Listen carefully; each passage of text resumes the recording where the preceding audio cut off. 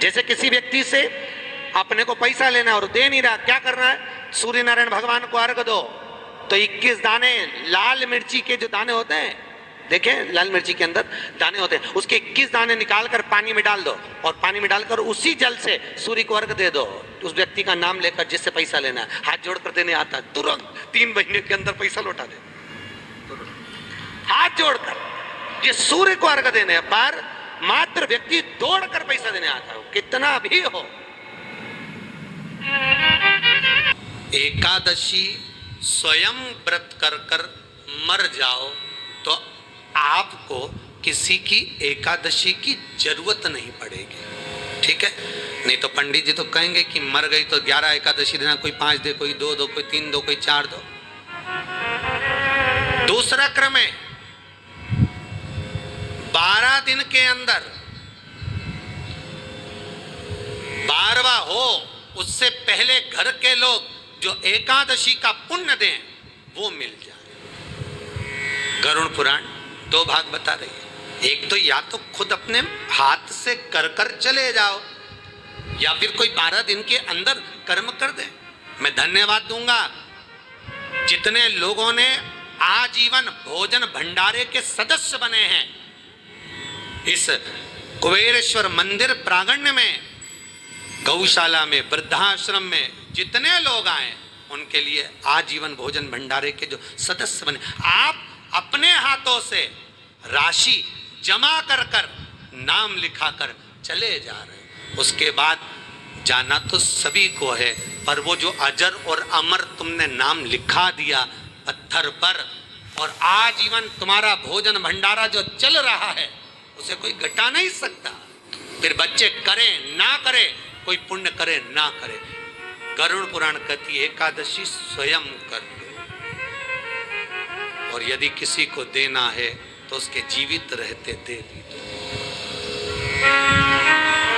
कई लोग कहते हैं हमसे व्रत नहीं रखा जाता, हम उनसे कहते वल्लभ कुल की एकादशी करो, भले बकरी जैसे चरो पर एकादशी करो, खूब खाओ, खूब खाओ। कौन ने मना करा कि एकादशी में कुछ खाना नहीं? खूब चरो पर एकादशी करो। फ्रिज के ऊपर चिप्स रख लो, कूलर के ऊपर खिचड़ी रख लो, खीर बना के रख लो अपने पलंग के पास, जहां से निकलो वहीं चरो पर एकादशी करो, छोड़ना नहीं। जेब में भी काजू बादाम तल के रख लो, नहीं हो काजू बादाम तो मूंगफली का दाना सेक के रख लो, चलते चलते निपटाओ पर एकादशी करो। कई लोग कहते महाराज जी हम इतनी एकादशी के व्रत में खाएंगे तो भगवान को बुरा तो नहीं लगेगा? भगवान को काहे को बुरा लगेगा? काहे को बुरा लगे भगवान? हमारा श्री जी बाबा गोवर्धन नाथ जी तो एक दिन में 8, मेरा गोवर्धन नाथ तो एक दिन में 8 बार खाता। और जगन्नाथपुरी में दुनिया के लोग एकादशी करते, क्या जगदीश एकादशी करते हैं? अरे कोई बता दो, कोई नहीं। इतने लोग जगन्नाथ गए हो गए, दुनिया के लोग एकादशी करे, जगन्नाथ करे, द्वारकानाथ एकादशी करे, नाथ द्वारा में श्री जी बाबा एकादशी करते हैं क्या? कहीं नहीं करते, क्योंकि ठाकुर जी कहते भैया हम तो दिन भर खाते, तुम भी खाओ। और जरूर एकादशी का व्रत करो, मना नहीं है, पर मुख को उतार कर अगर कोई व्रत करोगे, कौन सा ये फूल अगर मुरझा जाएगा तो भगवान स्वीकार करेगा क्या? नहीं। कोई फल बेकार आ गया तो किसी को देने के लायक रहेगा क्या? नहीं। उसी तरह एकादशी में जिस दिन तुम्हारे चेहरे पर प्रसन्नता हो उस व्रत को भगवान स्वीकार करता है। मालूम पड़े एकादशी का व्रत रख लिया, पति बोले ला रोटी ला, लो तेरी थाली नहीं लाई, आज एकादशी है, आवाज नहीं निकल रही। सुबह से साबूदाने की खिचड़ी 3 बार चर के बैठी है, आवाज। एकादशी कुछ नहीं खाएगी, खा लिया। क्या खाया? साबूदाने गलाए थे आधा किलो, सब खा गई। नहीं, 250 ग्राम बघार लिया, 250 ग्राम रखा है, दोपहर में खा लूंगी। फिर दोपहर में क्या खाएगी? पपीता लाई हूँ 2.5 किलो, सेव फल लाई आधा किलो, केला 1 दर्जन। अच्छा, फिर रात को 2 किलो दूध मंगवा लिया, उसकी रबड़ी बना लूंगी और उसमें मखाना मिला के चिप्स तल के 1 गिलास दूध अलग से पी के सो जाऊं। पति भी बोले तेरे जैसा व्रत कोई नहीं कर सकता। कौन करे जो तू करी, वो कौन करे बता।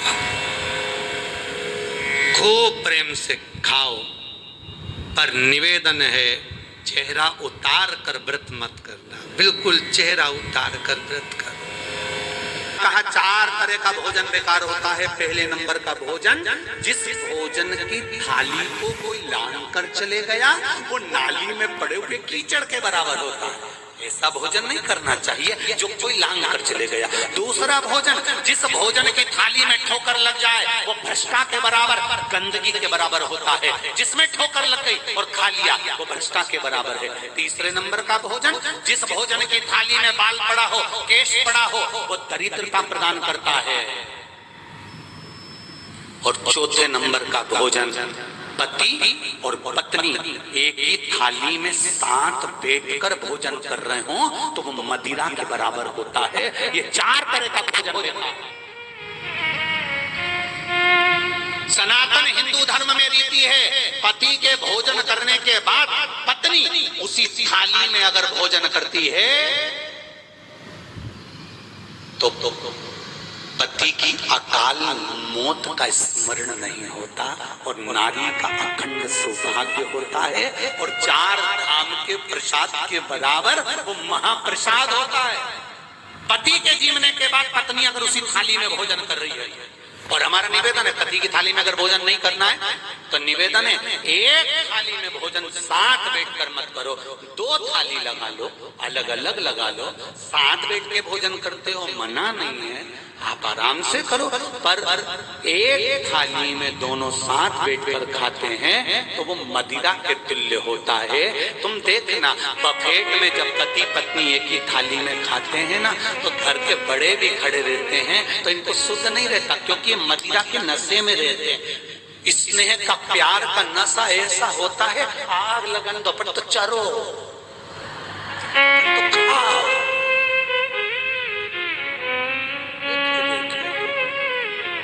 तो अलग अलग थाली लगा लो, दोनों एक साथ खाना है तो।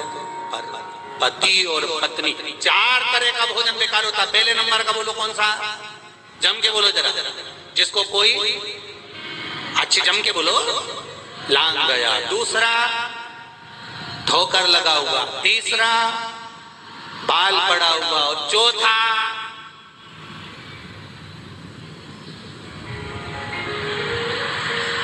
कितनी चतुर चतुर बेटी है रे राम, गजब की जगदम्बा है रे राम। चौथे तरह का भोजन है पति पत्नी एक थाली में भोजन ना करे।